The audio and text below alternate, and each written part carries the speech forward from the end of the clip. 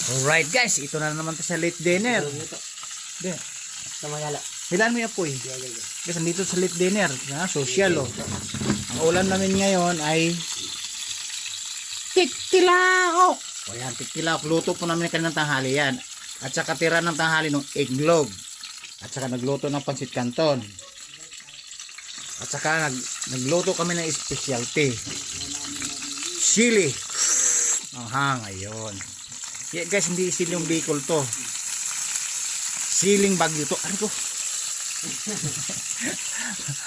ang init ng mantika, guys. Siling Bagyo. Oh!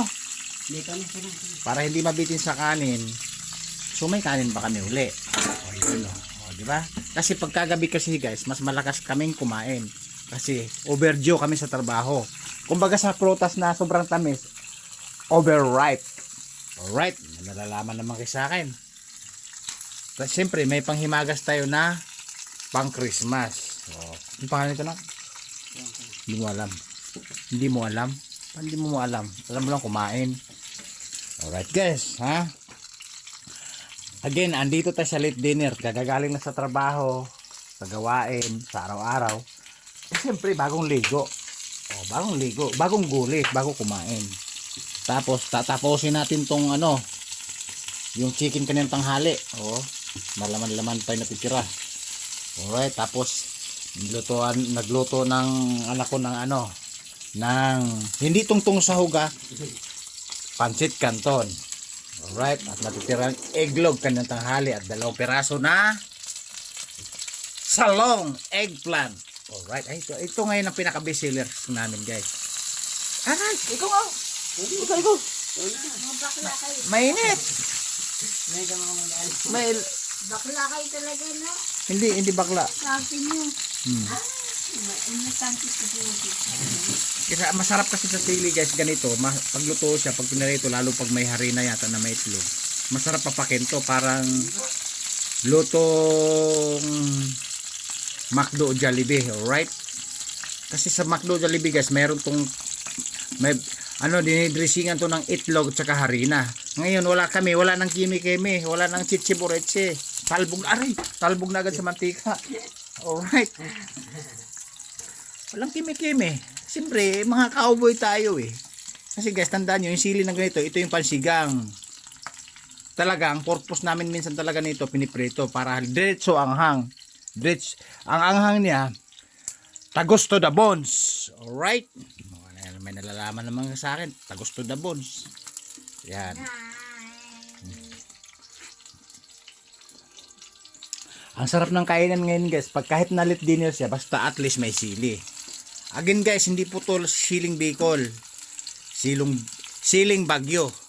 Alright. Ayan. Pagka nag-ano to, guys, brownies, pwede na siyang hanguin, pwede na siyang kainin, pwede siyang papakin, alright?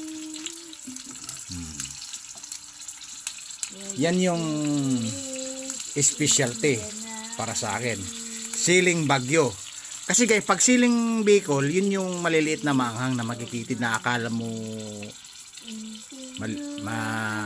akala mo toothpick lang, alright?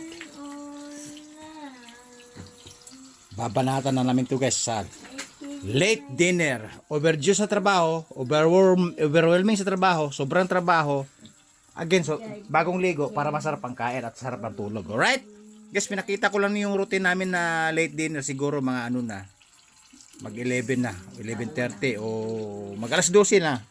Kasi guys, pag late dinner talaga, lalo na sa mga suki na may pinupuntahan, 2 times, 3 times, binabalik-balikan, pinupuntahan namin para makuha lahat ng items, makuha lahat ng kalakal. Para hindi makawala yung pundo, hindi makawala yung pagkikitaan. Diretso sa pundo, kahit papaano. Again, hindi mawawala ng kwarta o pera sa lapi. Para pag sinabing doko to the left, meron. Doko to the right, meron. Doko to front and rear, meron. Pag oras na bumili ka ng ituro mo doon, ituro mo dyan, ituro mo, bili ka ng Mang Inasal at saka Andox Lechon, ora mismo makakabili.